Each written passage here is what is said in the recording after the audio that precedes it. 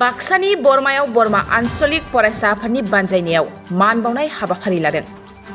बाक्सा जिल्लानि बरमायाव दुलाराय आसाम फरायसा आफाद बरमा आन्सलिकनि बानजायनायाव 2023 मायथाइनि मेट्रिक आनजाद आरो जौसिन फरायसालिनि जोबथा आनजादाव सेथि थाखोआव उथ्रिसार जानो हानाय रोंग'सा फरायसा फरायसुलिफोरखौ मान बावनाय हाबाफारि लायो।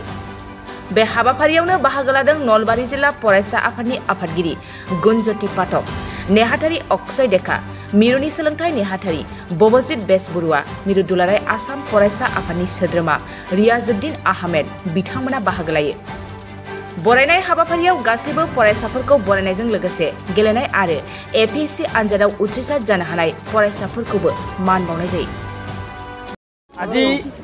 সদৌ ছাত্ৰ সন্থাৰ শিক্ষানীতিৰ আধাৰত বৰমা আঞ্চলিক ছাত্ৰ সন্থাই প্ৰায় 130 গৰাকী ছাত্ৰ ছাত্ৰীক সম্বৰ্ধিত কৰা হৈছে, সম্বৰ্ধনা জনোৱা হৈছে। ইয়াৰ লগতে আমি বৰমা অঞ্চলৰ 5 গৰাকী বিশিষ্ট ব্যক্তি খেলুৱে নৰ্থ ইষ্ট গেমছত ভাগ লৈ সোণৰ পদক বটলিবলৈ সক্ষম হোৱা এগৰাকী ছাত্ৰী, বড়ো সাহিত্য গল্প উপন্যাসত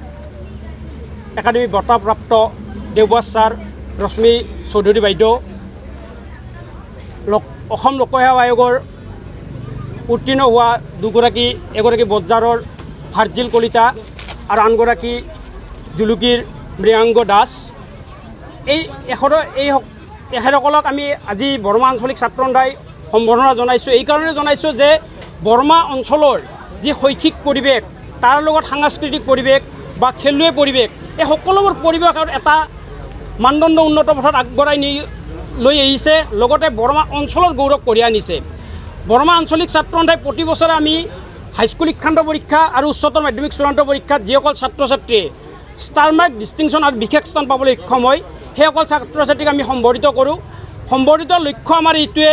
যে এইসকল ছাত্ৰ ছাত্ৰীৰ পৰাই ইয়াৰ পিছত যিসকল ছাত্ৰ ছাত্ৰীয়ে আগন্তুক হাইস্কুল শিক্ষান্ত পৰীক্ষা বা উচ্চতৰ মাধ্যমিক চূড়ান্ত পৰীক্ষাৰ বাবে প্ৰস্তুতি চলাই আছে, তেখেতসকলে উৎসাহ পায়, তেখেতসকলে যাতে ইয়াতকৈ অধিক ভাল ফল দেখুৱাই বৰমাৰ গৌৰৱ কৰিব আনিব পাৰে, তাৰ বাবে শৈক্ষিক পৰিৱেশটো যাতে মানদণ্ড উন্নত কৰিব পাৰে, তাৰ বাবে আমি বৰমা আঞ্চলিক ছাত্ৰ সন্থাই সদৌ অসম ছাত্ৰ সন্থাৰ শিক্ষানীতিৰ আধাৰত প্ৰতি বছৰে 150 গৰাকীৰ পৰা আৰম্ভ কৰি আজি প্ৰায় 130 গৰাকী ছাত্ৰ ছাত্ৰীক আমি সম্বৰ্ধনা জনাইছোঁ। অকল 130 গৰাকীয়ে নহয়, যদি আমাৰ ইয়াত বৰমা অঞ্চলত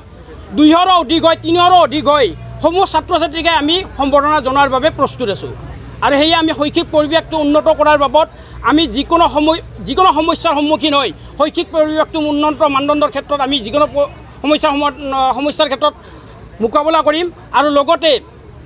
শিক্ষা অনুষ্ঠানসমূহৰ শিক্ষাগুৰুসকলক এটা অনুৰোধ যে শৈক্ষিক মানদণ্ড উন্নত কৰাৰ ক্ষেত্ৰত যাতে আপোনালোকে শিক্ষা অনুষ্ঠানৰ যিসকল ছাত্ৰ ছাত্ৰী আছে সেইসকল ছাত্ৰ ছাত্ৰীক অধিক ইয়াতকৈ ভাল ধৰণে গুৰুত্ব দি, ইয়াতকৈ ভাল ধৰণৰ তাৰমানে ষ্টাৰ মাৰ্ক পোৱা ছাত্ৰ ছাত্ৰীয়ে ডিষ্টিংশ্যন পোৱাৰ সক্ষমতা পায়, তাৰ বাবে প্ৰস্তুত কৰি ল'ব বুলি আমি আশাবাদী। চাওক, এতিয়া এই চৰকাৰখনৰ ক্ষেত্ৰত ক'বলৈ গ'লে এই চৰকাৰখনে এনেকুৱা এটা ৰাজনীতিত তাৰমানে কৰি আছে যি চৰকাৰী শিক্ষানুষ্ঠান ধ্বংস কৰি প্ৰাইভেট শিক্ষানুষ্ঠানৰ কেনেকৈ তাৰমানে সফল কৰিব পাৰি, অৰ্থাৎ যে এই যে চৰকাৰী শিক্ষানুষ্ঠান ধ্বংস কৰা ষড়যন্ত্ৰ কৰিছে, চৰকাৰী শিক্ষানুষ্ঠান ধ্বংস কৰা ষড়যন্ত্ৰ এটাই কাৰণ যে যিবোৰ মিনিষ্টাৰ আছে বা মন্ত্ৰী আছে, তেখেতসকলে প্ৰত্যেকৰ নিজৰ ভাই বা নিজৰ ভনী বা নিজৰ ৱাইফৰ জৰিয়তে ব্যক্তিগত শিক্ষানুষ্ঠান আৰম্ভণি দি আছে বা ব্যক্তিগত শিক্ষানুষ্ঠান চলাই আছে। গতিকে তেখেতসকলৰ মুনাফা ক'ত আদায় হ'ব? যদি চৰকাৰী শিক্ষানুষ্ঠান বন্ধ নকৰে তেখেতসকলে ব্যক্তিগত অনুষ্ঠান ক'ত মুনাফা আদায় হ'ব? সেইকাৰণে নিজৰ পকেটৰ মুনাফা আদায় কৰাৰ কাৰণে এইখন চৰকাৰে অসমৰ চৰকাৰী শিক্ষানুষ্ঠান ধ্বংস কৰা ষড়যন্ত্ৰত নামিছে। যে একত্ৰীকৰণৰ ওপৰত আমি এটা কথা কি, একত্ৰীকৰণৰ শৈক্ষিক দিশটো আমি সদায় শৈক্ষিক দিশটো মানদণ্ড উন্নত কৰিব লাগে। সেই ক্ষেত্ৰত একত্ৰীকৰণৰ ক্ষেত্ৰত আমি সদায় কৈ আছোঁ। আৰু সদৌ অসম ছাত্ৰ সন্থাই যিকোনো সময়ত যিকোনো মুহূৰ্তত বিভিন্ন দিশত আজি যিটো একত্ৰীকৰণ তেখেতসকলে কৰাৰ ষড়যন্ত্ৰ তাত হেৰি কৰিছে, একত্ৰীকৰণ ক'ত কৰক যে যিখন শিক্ষানুষ্ঠানত শিক্ষাৰ মানদণ্ড উন্নত সেইখন শিক্ষানুষ্ঠানত নতুনকৈ ছাত্ৰ ছাত্ৰী আনি সোমাই দিয়ক, কিন্তু এখন শিক্ষানুষ্ঠানৰ পৰা আনি এখন শিক্ষানুষ্ঠান আনি সোমাই দিয়াৰ যুক্তি নাই। সেইখন শিক্ষানুষ্ঠানত নতুন ছাত্ৰ ছাত্ৰী আনি অন্তৰ্ভুক্ত কৰক, ছাত্ৰ ছাত্ৰীক এনেকুৱা ধৰণে প্ৰচেছ কৰক যে সেই ছাত্ৰ ছাত্ৰী প্ৰাইভেট যাব আৰু চৰকাৰী শিক্ষানুষ্ঠানত এই অন্তৰ্ভুক্ত হ'ব পাৰে গতিকে সেইখিনি নকৰি তেখেতে একত্ৰীকৰণ কৰিব কেনেকুৱা কৰিব যে 3খন 4খন শিক্ষানুষ্ঠান ভাঙি এখন শিক্ষানুষ্ঠান গঠন কৰিব তাৰমানে নিজৰ য'তে যিকোনো ছাইডত চাব গ'লে আপোনালোকে এটা বস্তু লক্ষ্য কৰিব পাৰিব যে নিজৰ পকেটৰ মুনাফা আদায় কৰাৰ কাৰণে চৰকাৰখনে যিকোনো প্ৰচেছত প্ৰচেষ্টা চলাই আছে চিৰাঙাव सावस्रि सिबिथायनि थाखाय मोनसे मोजां फाहामथायनि राहाखौ लानानै फैदों एसडी क्लिनिकआ आथिखालाव सुबुंनि देहायाव नुजाथिबाय थानाय डायबिटिस बेरामनि थाखाय मोजां फाहामथाय होयो एसडी क्लिनिकआ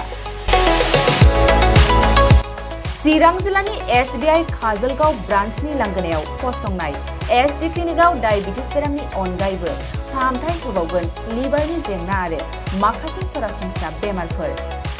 बे एसडी क्लिनिकआव डायबिटिस बेरामनि फाहामथायखौ होगोन जर'खा फाहामगिरि डक्टर समित देबा